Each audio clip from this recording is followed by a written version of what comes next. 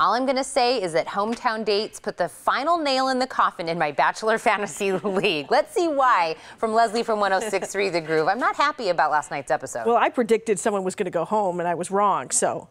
we did not have a crystal ball at all. We did not. It completely shocked me at the end. So hometown dates, we know it's very interesting. The first one we start out with was with Kendall. Yes, Kendall, who loves taxidermy. And that she introduced Ari to her world of taxidermy, and he was freaked out, as I would be. You walk into a building and it's these stuffed animals that, I mean, it's the skin's real. But he actually does it. Yes, they put two rats together.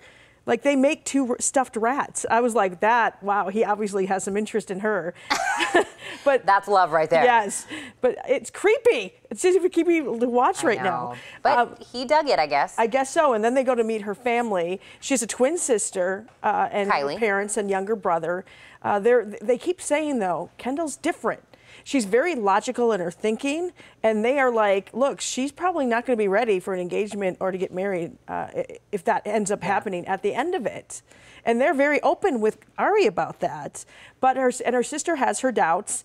But Kendall says, look, I'm falling for him. And she goes, well, you need to tell him that. Yeah. Which she does, which I think he was very happy about. So in the end, he got the blessing from the father, said, I'm going to trust what Kendall wants to do.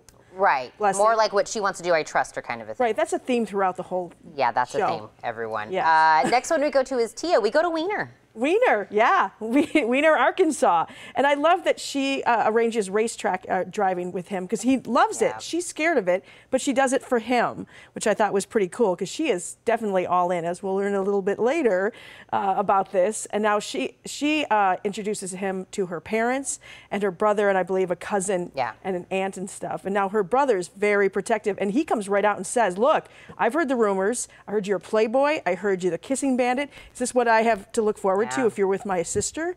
And he actually says, look, I admit, I was when I used to race and I was traveling the world, but that's not me anymore. I'm ready to settle down.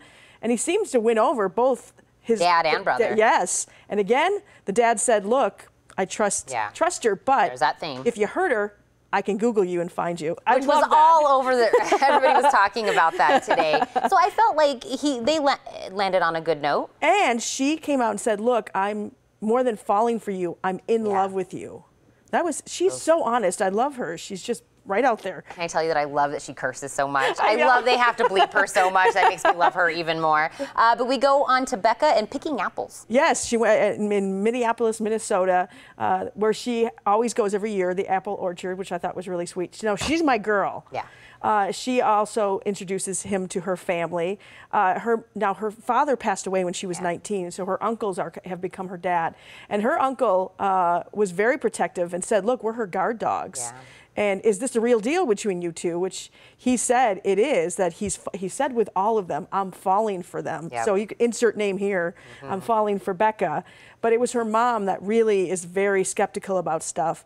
And she asked him, what's a successful relationship for you? And he talked about his parents, about how they choose each other every day. I love that line. Yeah. They choose each other every day to be with each other. And that kind of won her over with what he said. Yeah. And she said, look, in the end, if this is what Becca wants, then I trust her. Again, that same theme throughout that, so she kind of gives her blessing. Then we go on to Lauren B.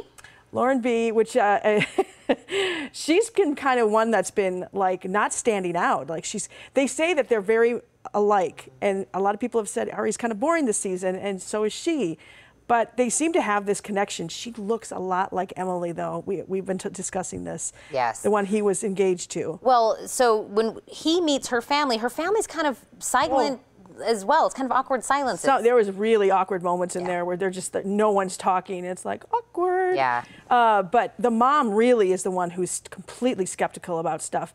And in the end, again, though, she said, "Look, I don't really necessarily believe in this, but again, if Lauren wants this, I trust her. I'll let you know, then okay." Well, let's hurry and get to the rose ceremony because I don't want to end with how my fantasy league is doing. Oh my gosh, he did not know what to do, leaves the room, comes back, asks to talk to Kendall, and asks her, can you see being okay with getting married? Are you there yet? Can you get there?